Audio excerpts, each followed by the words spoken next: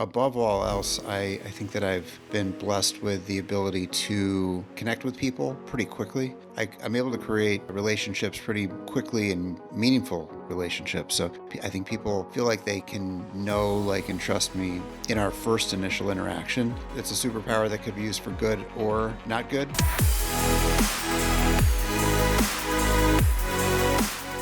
Hello, everybody, and welcome to the Build to Billions podcast, where we guide successful entrepreneurs and investors on their journey from millions to billions. We believe that the key to scaling your business and compounding your wealth starts every single day with that mindset and practice of stewardship over ownership and applying billionaire biblical principles. Our ultimate goal to help you scale and compound your wealth and life so you can give more or all of it away to help MVPs. Hey, I'm your host today, Brett Swartz. In every episode, we feature some of the world's top entrepreneurs, millionaires, and billionaires. They share their principles, values, secrets, wisdom with us, providing each of us with the insights we need to reach the next level of faith, success, and impact. I'm excited about our next guest. He's out of the great state of Michigan, and he's been involved in opportunistic real estate investing for more than a decade. He's responsible for strategic partnership initiatives and ventures, equity and debt opportunities, overseeing investment performance and approving decisions on investments and acquisitions. Just a little bit of background. In the past 5 years, the GSH Group has raised and placed over $300 million of equity and assembled a portfolio of over 7,000 apartment units in 5 states worth over $1 billion and so much more. Please welcome to the show with me, Gideon Pfeffer. Gideon, how we doing? Yeah, I'm doing great, Brett. Thanks for having me. That was good. That was a lot. It was a mouthful. A Nice little bit job. there, yeah. Yeah, but for our listeners to get to know you just for the first time, would you give us just a little bit more about your story and your current focus? Yeah, sure. I've actually been in residential real estate investing for almost 20 years now, and I started in single family. Uh, I built a large single family aggregation platform where we would buy, fix up, put renters in, and aggregate single family rental properties and then sell them to institutional capital. And did that through 2015. Did about 3,000 single family houses. And then my wife and I took a break in 2016 and visioned what did we want to do for the next phase of our career, and decided that multifamily was the way to go. I joined up with a couple partners. That's the G, S, and the H. I'm the G, and so that would be the S and the H. And we set out to build a portfolio of multifamily apartment communities where we strive to provide a safe, clean, and affordably priced place where residents can call home while achieving a safe and transparent place for investors to achieve a superior return. And that's the GSH Group at its core, and we've been successful up until this point. Excellent, great. And by the way, if you want to learn more about Gideon and everything he's doing with his partners, you can go to gshrealestate.com. That's gshrealestate.com. Before we dive into the topic, which is owning and multifamily in today's marketplace, and I want to take another step back. I believe we've all been given certain gifts, Gideon. These gifts have been given us to be a blessing, help to others. I'm curious, what are the one or two, strengths or superpowers or gifts that you've been given, and how does that help how you help and bless people today? Yeah, that's a great question, and I think that above all else, I think that I've been blessed with the ability to connect with people pretty quickly. I'm able to create relationships pretty quickly and meaningful relationships. So I think people feel like they can know, like, and trust me in our first initial interaction. It's a super it's a superpower that could be used for good or not good. So I try to use it for good, and that helps me create relationships that help in business. Whether it's through gatekeepers for property, gatekeepers for equity, one-on-one communication with investors, or building and scaling a good team. Creating relationships pretty quickly is good, and I'm not too bad of a salesman myself. Okay, right on. Perfect. I love it. Yeah, connect with people in a meaningful way and building up the know, like, and trust to move business along swiftly. Excellent. So with that in mind, let's dive into the topic right now. Like, what is the number one secret to actually making money in today's multifamily market? I think that patience right now is the virtue. we've been playing a lot of defense over the last 2 years in our real estate portfolio, and we built up a portfolio worth over $1 billion in a relatively short period of time. I love to scale, and I know that one of the points or the purposes of talking about different businesses on this podcast is to learn how to scale. I like to go big, but when you go big, you have to make sure that your foundation is fortified, right? I like the next deal. I love looking at the next deal, and when I close one deal, I'm like, okay, what's next? But at the same time, you got to make sure that what is your business plan, and is your business plan actionable and executable, and is it being executed on? Before you start looking for the next shiny thing.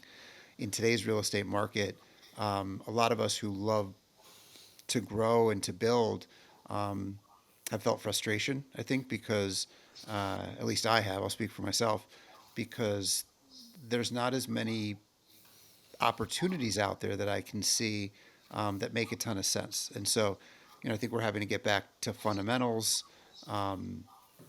really stay patient, and turn over a lot of stones to find those diamonds in the rough that make a lot of sense, and make sure that in a challenging economic time where interest rates are higher and operating expenses are inflationary higher than a lot of us maybe had pro forma, that we're doing everything that we can to fortify our existing portfolios. Yeah, and speaking of scaling, by the way, I'm curious, like in your experience, what are some of the key factors to building that momentum to scale from 0 to 7,000 units, right? Mm-hmm. And how do you as a leader maintain that momentum within the organization? Well, you can't do it by yourself, right? You have to have a great team around you.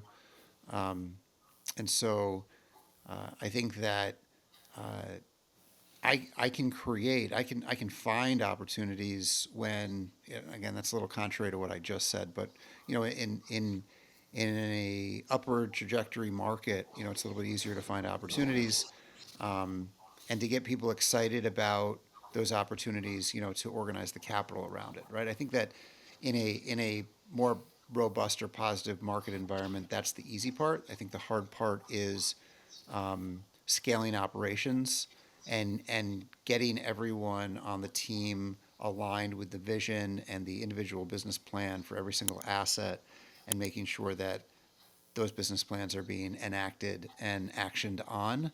I think communication is probably a little bit underrated. So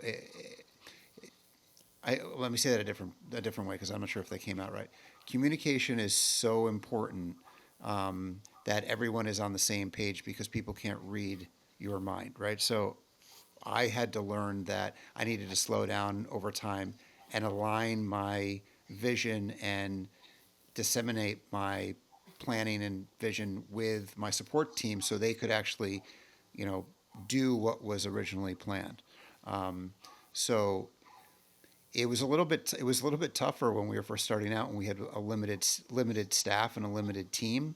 We also used third party property management, and so there's often I might spend a lot of time making sure that my team is on board with the plan and understands the plan and the vision. But if the property management company doesn't have the exact same understanding, and we're spending enough time with them, then things could fall off track or take longer than they should. And so I think it's about being intentional with communication and planning, making sure everybody that's touching the asset understands and is on board with the plan. Okay, that makes sense. By the way, we're speaking with Gideon Pfeffer, and by the way, you spell it Pfeffer, and you can find him by going to gshrealestate.com. That's gshrealestate.com. Okay, so one of the biggest things for entrepreneurs when they're scaling is trying to stay away from the distractions, right? From new opportunities, and maintain a focus on a one thing. What's been, if you had to say that the one thing, in multifamily is what you're investing into, but what's the one thing that you feel like has helped you to scale to that billion under management, if you had to choose it, right? If you had to say, because we did X, and maybe it is the answer is communication, because we made sure to have the right team members. But is there anything that kind of helps you to get back your compass to focus on that one thing when mobile home parks or other things are popping up, right? Or senior housing assisted living, right? You've done conventional multifamily. Why can't you just do senior housing assisted living, right? I mean, that's a kind of it's such a big jump there. But I'm just curious, has there been a way that you've helped to maintain focus for the company? I think that in the beginning of building the portfolio, we decided to focus in on around our backyard. So we stayed. We're based in Michigan, so we stayed heavy in Michigan and heavy in the Midwest. We felt that we needed to um, we needed to build a portfolio of assets that were close by, that we could either get in a car, jump on a plane, and have it not take more than a few hours to get to an asset. So we really stayed in Michigan and throughout the Midwest early on and built up a few thousand assets that way before we branched out to kind of the Mid Atlantic area and the Southeast. Got it. Okay, that's smart. So it was really like time efficiency, location driven, understand the market deeply, and not get out of that box, that buy box. Is that a fair summary? Yeah, and having them not be so far away that we can't, if we can't go and visit, or we can't go and handle a issue relatively easily. Um, yeah.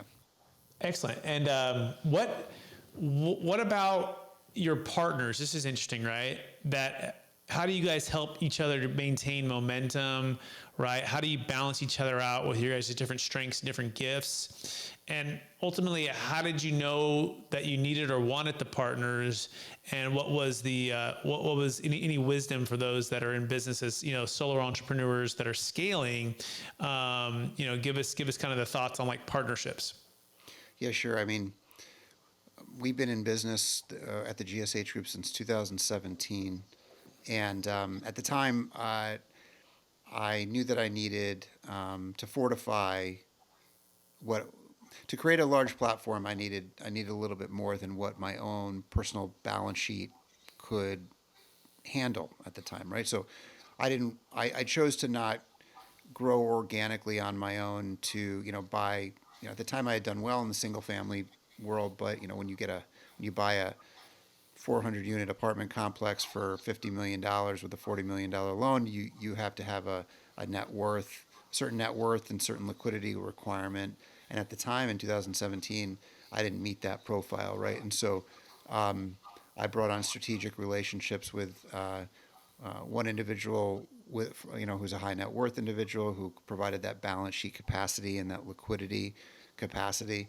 And then I also joined forces. We joined forces with another individual who already had a following of investors and had been in a part of a partnership that owned multifamily that ran its course and had a following. So originally the partnership was set up where like I would find the properties, I would run the deals, I would be the day-to-day managing partner, and then I had uh, uh, a high net worth partner who provided KP support, and then I had another partner who would bring in the investors for the equity. Obviously, over the last 7 years, that's evolved.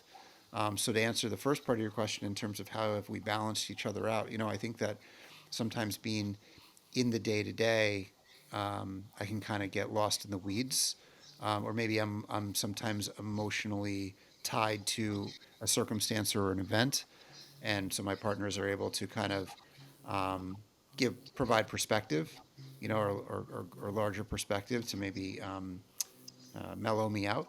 Also, probably the most important partner that I've had is my wife um, from the very beginning. And a few years ago, I asked her to join the company because we had grown, and she's got a master's in organizational development. And this is tied to the part of your question where you said, different talents. How do you balance each other out?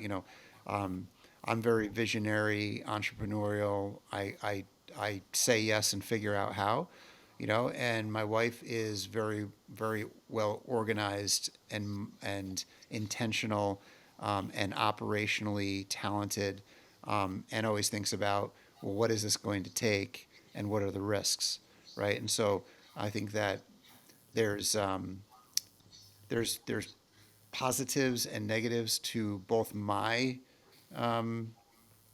personality type and hers, and so that balance really helps us continue to roll forward in a positive way. Okay, excellent. That's good wisdom. I like that a lot. And yeah, the say yes and figure out how, right? And then versus what's it going to take and what are the risks and balancing those two things out. I think that's a great way to put it. If you were to go back, right, and you're looking at, hey, you've scaled to 1 billion. That's not easy to do. 7,000 multifamily units. You guys are on the Inc. 5,000 list. I don't know how many times, but at least once. You're I think a runner-up or a finalist for the Entrepreneur of the Year. Like, are there any things that you'd say, oh, looking back, I would have done this sooner, or would I maybe adjusted my approach a little differently? Anything that comes to mind for you? Yeah, I mean, I think that I've learned a lot of lessons over the course of the last 2 years. For me personally, I was so focused on building up a large portfolio, unit count, right? My goal is let's build this to 20,000 units. That I kind of put blinders on me in around 2021 and 2022, where there were indications in the market where maybe things were frothy. Maybe it was a good opportunity to sell rather than buy. And we did sell, and we've had a lot of good exits, but you know there are properties that we purchased in 2021 and 2022 that aren't going according to plan because of external market factors that have really um, caused stress and operational headaches for our not only our team but also our investors, right? And so I think in hindsight, being less concerned over the size or the amount of units and looking at the business plan, the individual business plan of every single asset, and saying, okay, we achieved this business plan, we hit well above our IRR, it's probably time to exit, even though things seem to keep getting better and better. And I know a lot of other operators, institutional operators, as well as smaller sponsors that, you know, learned the same tough lesson as we did.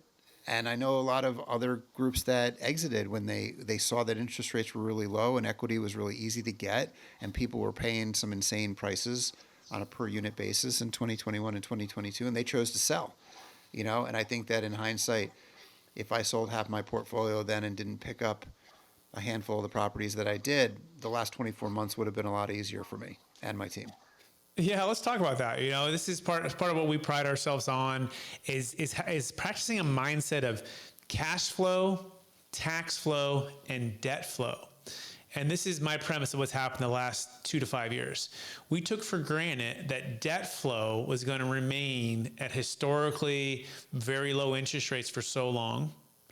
And now the operations, the occupancy, the actual properties, they're doing fine. The ship is going, but what's sinking the ship is the debt obviously has doubled, and it's sinking all of the other stuff that's going on. And it's so frustrating, right? If you bought and these adjustable rate mortgages, they have expired, the rate caps have expired, and now it's shot up at a high. And you bought at a high because people were buying, interest rates were low at that point. Now, that being said, the other part of it that's a challenge for why people are buying is they're chasing the tax flow, the depreciation to offset capital gains tax on all of the gains. They're also always focused on cash flow if we can make money on the deal. And so you have these three dynamics. The biggest challenge we find is finding a strategy that actually allows you to, within given time on your side, to have all of these three interact. So I'm curious, as you were selling and buying, was part of the purchasing due to, hey, capital gains tax liability, we want to get bonus depreciation to offset, or were you doing 1031 exchanges just to roll it? What was kind of take me through a few of the ones that you sold and a few of the ones that you bought, and how did that all come together? Yeah, so we had operated so we're a syndicator. My partners and I invest our own money alongside accredited high net worth investors, and but we syndicate and raise money deal by deal. So we were less in the 1031 exchange game, but very much in the tax deferral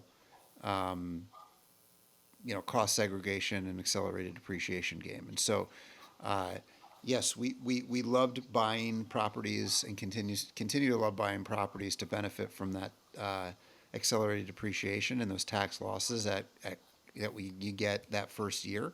Um, and I don't know if I'm answering your question to the best, No, but I think you are. And by the way, to this point, like I think here's some of the questions to ask all of ourselves during this time, right? What was pushing value? Well, one of them you just nailed. Cost seg, bonus depreciation, 100%, right? People were yeah, buying it just to say, especially if you're a real estate professional, right? Where you can just go, well, man, it's going to offset over there. So it's artificially, potentially pushing up value. What's also pushing value?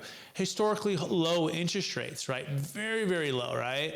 Debt was so cheap, and so I can get more leverage, right? What was yep, also pushing values? Well, rents were historically growing, sometimes, 5, 10, 12% per year, just year over year. And so all of these things it's like this big tidal wave of momentum. And yes. you're right, sometimes it's hard to be outside of the tax flow, debt flow, and cash flow. Here's an idea, and I'm curious what you think about it. We focus on building what's called a capital gains tax exit plan. Now, we believe that the center of things now should no longer be just cash flow. It really has got to start with tax flow, and then you work your way out to those other two. You've always Yep. got to have all we call it a 3D way of investing. And that means that you have a capital gains tax exit plan, Gideon, that gives time on your side. Because if there's one thing as real estate owners that we know, kind of what you said in the past, you're like, I knew things were frothy. Like I had a sense for it. I did too.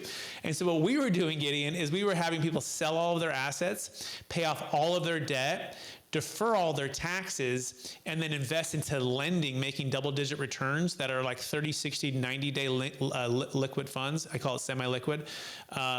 So that we could wait for the market to shift, and now we're buying at a discount, all tax deferred. Now, the only way we've been able to figure out how to do this in a flexible way for the entrepreneur is through something called an installment sale with a trust, okay? An installment sale with a trust where you're switching your hats. You're going from an owner, because a 1031 exchange or cost segs or bonus depreciation, you're always owning, which guess what? That means you have all the risk. Whereas if you're lending, you're taking off a lot of that risk and you're putting it on the owner, right? And Sure. you're saying, hey, pay me. And if you mess up, then I'll foreclose. And so that's the concept, is how do I move from an owner to a lender, tax deferred, until when? Until it's opportunistic to be an owner again. And so we use a thing called a deferred sales trust. Most people don't know about it. And to give you an example, we helped one owner, two owners. They owned 3,000 units, and they did 6 exits with us. One of them was like a $44 million deal in Vegas. One was a $20 million deal in Phoenix. And every time they exit their GP positions out of these syndications, they move their GP positions or their carried interest, right, into this trust, deferred their tax, and then they systematically invest it when it made more sense. Now, they also got caught buying other deals as well, but what I think it helped them to do is hedge a little bit, like not go into all of the other deals because they're looking to defer the tax. Their tax was already deferred and they're waiting. So I'm going to pause there. I'm curious, have you heard of that before? And what are your thoughts so far? So they were when they roll their gains into this trust, they are able to defer that capital gain. Is what you're saying. Correct. And then they use that money in that from that trust. They're using it now as a lending device to owners. Or equity position. So you can go into stock market if you want to. You can go into hard money lending. You can actually use it for your next GP position or LP position. You could go into sitting T-bills at 5%. So most of what we wanted to do is get out of debt was the big thing, get liquidity, get diversification, and wait for when the market makes sense, right? Wait for all of the people who have overpaid. It's like the Warren Buffett quote, right? And when the tide comes back out, you see it, and then you jump on it, right? But for the longest time, we've been stuck in the 1031 exchange, 45, 180, sell high, buy higher, or cost seg. This year it's 60%, right? Next year I think it's 40, and you'll see who gets in the office here. But that is the challenge. You want to separate the tax flow, debt flow, cash flow to timing on your side. So simply how this works is their position, like for one of them was like a 2 million, 3 million is their GP position. So instead of paying, let's say 30% of tax on that, they put all 3 million into the trust in exchange for a promissory note. So you're actually selling your interest to the trust in exchange for a promissory note. And so the trust establishes a new basis, bought for 3, sells for 3. It doesn't affect the buyer. They get everything they bargained for, but it's a seller carryback with the trust. So now they did this on 6, I think some of them are like $1 million, some are 700,000, some are 3 million, all these, but you consolidate all that equity. And then once it's there, you can move it into other investments with you. Through an LLC, you get a new depreciation schedule, which is pretty cool. But a lot of what we did, we just sat in like a 10% lending fund because it was such good money and we didn't see a lot of deals that made a lot of sense. And now when the market shifts, now tax deferred still, we're buying select deals. One of my clients, we did a $13 million exit in San Diego. They bought some Bitcoin with some of the money at 40,000 a coin, and now it's at 60,000 a coin. So this is just an example. Like you can it's kind of open source. But as entrepreneurs, we never want to be boxed in, right? We never want to be told we have to buy a deal because of cost seg, because of offset the tax, or we have to buy a deal because of the 1031, or whatever, right? That's the worst position to be on because the leverage is with the seller, not with the buyer. You always want to have the leverage on your side as best as you can, and this is why we do what we do. So do you end up having when does the gain get realized, or do you end up then, if let's say that when it's time now, we're getting close to a time where equity or being an owner is the right time, right? So you're now going to transition out of these various investments through the trust and become an owner again, right? So is it just that the equity is now in the trust owns it, and it's going to be making future investments on your behalf? Or does it roll back to you at some point? Yeah, this is the best part. So as entrepreneurs, we want to be able to control the capital and move into different deals on our own timing, right? So the answer is it all depends on how we structure it, but here's a general framework of a deal we just did. We just did a $8 million deal out of Massachusetts, okay? It was actually a business sale, okay? Now he's basically getting about 6.5 up front, 1.5 is coming in about a year or two.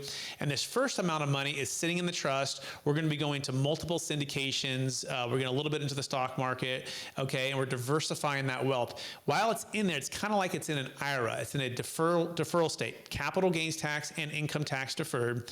His note, I think we wrote about 10% on this amount, okay? Now, he's an entrepreneur. He's about 40 years old. Guess what he's going to do? He's going to want to go buy businesses in real estate. So what he can do is he can form a new LLC, and now this is where the ownership hat comes back on. And the trust becomes, like an LP, a silent joint venture partner that puts up the capital, and he runs the LLC, but he gets the majority ownership of the LLC, and he issues a preferred return back to the LP, which owes him the money anyways.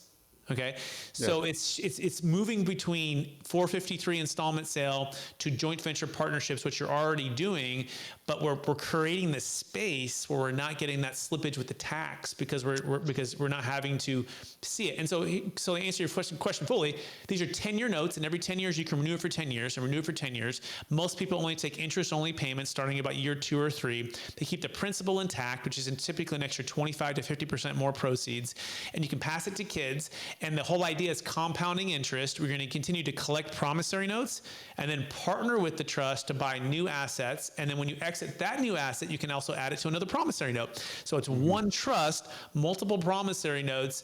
And we feel we have the Netflix to the old Blockbuster. And most people are playing in Blockbuster. And we're like, why would you ever be a Blockbuster? We've got it figured out. So you know what's pretty cool is that I'm working on a platform right now where it's in the renewable energy field, but it's the investments are in something called a QSB. You're familiar with a QSB, Yeah. right? And so when you stay in a QSB investment for at least 5 years, all your gains are tax free when you exit as well. And so. Yep. It sounds like there's some more for us to talk about after this podcast. Oh, for sure. We'll geek out, man. People want to learn more about this. You can go to capitalgainstaxsolutions.com where you can start to build your capital gains tax exit plan. You can also check out the best-selling book. We have Kevin Harrington from Shark Tank and such. It's called Building a Capital Gains Tax Exit Plan. And here's the cool thing, right? If you like what Gideon's doing, you can exit your business, Bitcoin, real estate, tax deferred, and then you can turn around and invest with Gideon into one of his multi-family projects that, I imagine you are finding some good deals now. It's tough to be, on that side, but with your experience and with your billion under management, you guys probably have some horsepower to approach these opportunities. So let's shift back into that, Gideon. How are you and what are you seeing now? Is there any live deals you're like, Brett, here's what I love, here's where I'm at. Talk to the accredited investor, which is a lot of people who are listening to this podcast are. What's live right now? What do you like? Yeah, so right now we're speaking to a lot of developers who put shovels in the ground 2 3 years ago and are delivering now based on a pro forma that was tied to interest rates before they skyrocketed up. So we're looking at opportunities to buy brand new assets, garden style, beautiful, well located apartment communities. We bought one just last year, which was about 320 units out in Grand Rapids, Michigan, which is just a fantastic market. Um, we're focusing on new stuff, and we have some stuff in pipeline. Nothing to announce at the moment, but it's coming. But you can sign up on our newsletter at gshrealestate.com and stay in the loop on potential new opportunities that we do have. We've got a sister construction company that has done well over $50 million in capex projects, and we just delivered 90 new construction units earlier this year, and we're doing some adaptive reuse projects and ground up stuff. So we bought a schoolhouse in a very affluent community in Michigan called Grosse Pointe. We bought the original schoolhouse and we're turning it into luxury apartment units and building on site. That's a program that we're running right now that's pretty exciting. Great returns. And GSH kind of floated it on our balance sheet for a while, and now we're doing a syndication for it. So the construction's actually like more than halfway done. So we've limited the risks for our investors, and so people can come in and take advantage of that deal. And then I'm hot on outside of real estate. I'm hot on renewable energy. The program I mentioned earlier has to do with battery storage. And like I mentioned earlier, I was an aggregator of single family homes, right? I'd buy a bunch of small homes, I'd package them up in a large package and then sell it to an institutional buyer, right? And, private equity does that all the time. Like, you might have heard of groups buying a bunch of dentist's office, right? And then Yeah, packaging up and DROs. selling them Yeah. to private equity, right? So what we're doing is there's something called battery energy storage units. And basically it's like our grid, our electrical system is so inefficient that electricity is generated and it's wasted if it's not used, right? So if you've got storage of electricity, you can actually buy it from the grid at off-peak hours cheaply, and then you can sell it right back to the grid the next day on peak for more. And institutional capital is going crazy over this, but it usually takes them 2 to 3 years to build large storage facilities. So we're building small ones. We can get them tied into the grid in 3 to 6 months, and then we're packaging a bunch of those small ones together and selling them to institutional capital, and then doing a 1045 exchange because we're doing these in QSBs into another QSB and holding these investments for 5 years. And when we exit, there's no taxes on the gains, right? And so pretty hot on that one, and would love to speak to people Yeah, about I'd love that, to learn including more about yourself. that. And by the way, that is really, really neat. So small storage facilities, 1045 exchanges. And so if someone is selling, for example, a business for $10 million, has $4 million of tax, that I'm wondering if they could go into the deferred sales trust, defer that $4 million, right? Yep. It's all time, and then turn around, let's just say put $5 or $6 million into your small storage facilities with the energy, That's right. and then the gains on that after 5 years of ownership would be There's no tax tax. free, right? So Yeah, there's and it's high yielding too. Like the returns are pretty substantial, okay. So because in renewable energy also there's a ton of tax credits and incentives, both federal and local. So it just compounds the returns because you're putting in, let's say, an investment of $3 million, you're getting almost 50% of that back in incentive. So when you sell that first package, now you've got the gain from that first $3 million plus another $1.5 million from the tax credit that you monetized, and so now you're buying $6 million worth of storage, call it in year 2 or 3, and you're literally just compounding your original investment. So when you do exit, that gain is huge, but you don't pay any taxes on it. It's music to my ears. We're going to have Gideon back on just to talk about that strategy right there. You never know which we're going to uncover as we talk out loud here. Really, really cool. That being said, we are running out of time. Are you ready for the lightning round? I'm ready. All right. Knowing what you know now, if you could go back to your 20-year-old self, what's the one gold nugget make sure to tell yourself to do? I tell myself that it's all going to be okay and relax. Perfect. Question number 2. What are you most curious about right now? I'm most curious about how many interest rate cuts there's going to be in the next 12 months. Me too. Top book you've recommended or given the most in the past year? The Daily Stoic. Writing that one down. Cool. Number 1 leadership quote or theme that you strive to live by? I would say the theme would be patience and empathy. Excellent. ChatGPT, the best way you're using it? For marketing booklets. Excellent. Marketing booklet content, just to be a little bit clear. Okay, cool. And last question. This is our kind of the thesis of our whole podcast, which is the mindset and practice of stewardship over ownership. So I'm curious, Gideon, what does that mean to you, stewardship over ownership, and how are you practicing that daily? I said earlier that at GSH Group, we pride ourselves in creating a safe, clean, and affordably priced place for our residents to call home, as well as providing a risk-adjusted and generally safe place where an investor can achieve a superior return. We are stewards of people's homes. We're stewards of people's finances, and we take that very seriously. So we're fiduciary. And so we have a concierge approach to real estate, which means that, if you're at a hotel and you go to the concierge, it's the concierge's job to make sure you have a good experience in whatever you do, staying in that hotel or going out on an excursion on the town. And so we look at that strategy for both our residents and our residents' experience as well as our investor experience.